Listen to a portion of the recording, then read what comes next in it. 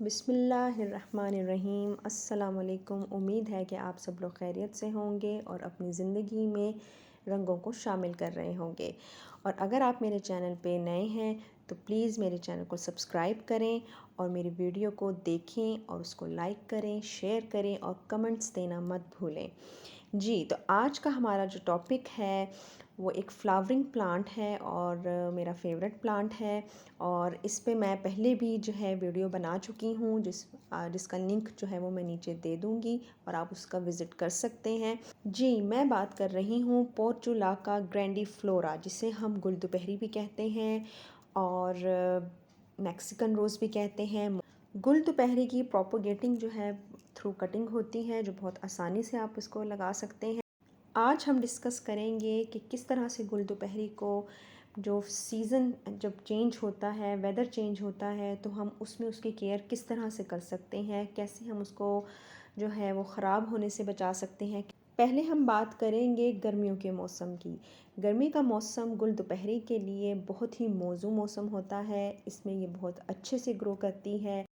गर्मियों के मौसम में क्योंकि धूप बहुत ज़्यादा होती है, तो इसीलिए इसको कोशिश करें कि इसको ऐसी जगह पे रखें जहाँ पे धूप ज़्यादा सारा दिन जो है वो पड़ती रहे, जिसकी वजह से जब धूप पड़ती है इसके ऊपर तो इसके जो फूल होते हैं वो बहुत अच्छे तरीके से खिलते हैं। जहाँ पे अगर आप इसको शेड के नीचे रख लेंगे तो इसके फूल जो हैं वो प्रॉपर तरीके से नहीं खुलेंगे। अगर आप गुल दोपहरी को शेड के नीचे रख देते हैं तो उसकी वजह से फूल जो हैं वो कम होते जाएंगे और उसके पत्तियां जो हैं वो ज़्यादा होती जाएंगी। तो ये तो था समर में कि हमने समर सीज़न में जो है गुल दोपहरी को किस तरह से लेके चलना है जिससे उसकी ग्रोथ अच्छी रहे और हम उससे ज़्यादा से ज़्यादा फूल हासिल कर सकें। अब हम बात करेंगे बरसात के मौसम की, जिस मौसम में बहुत ज़्यादा बारिशें होती हैं। धूप में तो ये खिलता ही है पौधा, और धूप अगर ना हो तो ये डल होता है। इसकी जो एक पत्तों की शेप है वो जो है बिल्कुल डिफरेंट हो जाती है, डल हो जाते हैं और वो प्रॉपर जो फूल हैं वो भी नहीं खिलते। तो इसीलिए इसको अगर बरसात के मौसम में जो है वो हमने किस तरह से केयर करनी है वो हमने देखना है और इसको गलने सड़ने से भी बचाना है।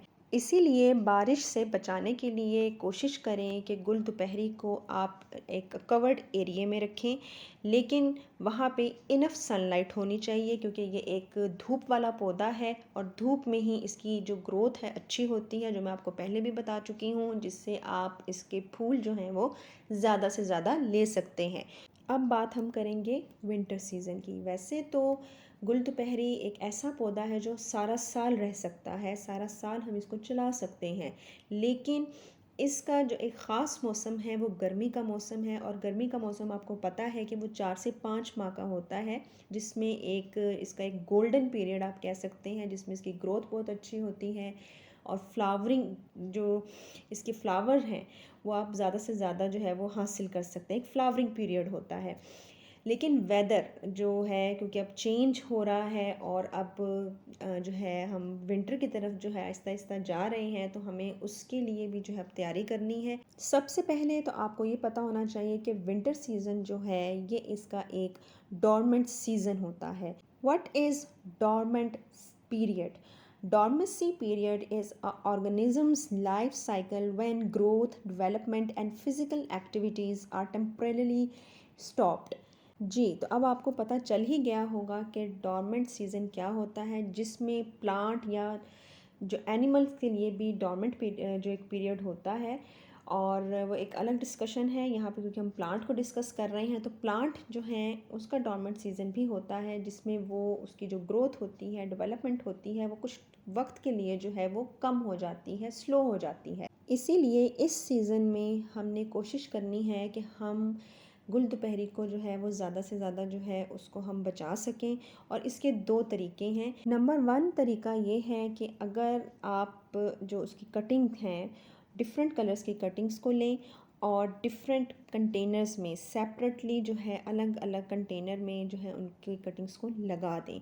कटिंग्स को आप जब डिफरेंट कंटेनर्स में लगाएंगे तो उनके ऊपर जो है आप आइडेंटिफिकेशन के लिए, क्योंकि आप जब इकट्ठे एक ही कंटेनर में डिफरेंट कलर्स लगा देंगे तो आपको नहीं पता चल सकेगा कि आपने कौन सा कलर जो है वो उसकी कटिंग रखी है। तो इसीलिए कोशिश करें कि अलग अलग कंटेनर में रखें, और कंटेनर कोई स्पेशल ना लें, आप अपने घर से ही जो है वो निकाल सकते हैं। कोई भी प्लास्टिक बॉटल्स हैं आप उनका इस्तेमाल कर सकते हैं, कोई भी छोटे जार हैं उसमें आप कर सकते हैं।